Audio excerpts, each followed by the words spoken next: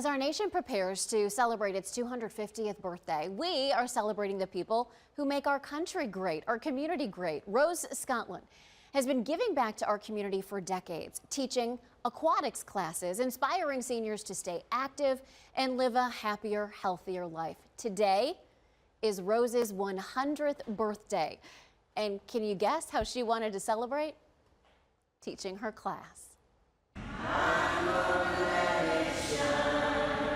20 years ago now, at age 80, when most people are retired, relaxing, Rose Scotland was starting a whole new career as an aquatics instructor at Hillcrest Family YMCA. Nobody asked me my age. I never said it.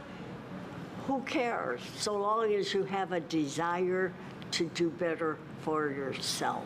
And watching Rose lead her hinges and twinges class, you'd never guess she nearly drowned when she was 17. These lessons are not only about facing fears and living life, it's about empowering others to do the same. 1925, a long story about how she persevered through a lot of difficult things, and she still makes her way every Tuesday, Thursday to our YMCA and gives back to our members. For the members who take her class, Rose is their inspiration. Just knowing that she was 96 years old when I came and I could see the energy that she demonstrated, I thought, well, whatever that energy is, I want some of that too. And when you turn 100, a lot of people want to know your secret to life. For Rose, it's two simple words. Be kind. If the whole world would be kind to each other, oh, what a wonderful world.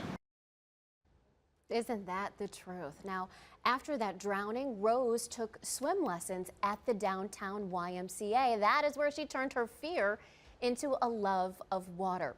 True full circle moment. Now, a doctor once told her that she was the textbook example of aging gracefully. I think we all agree.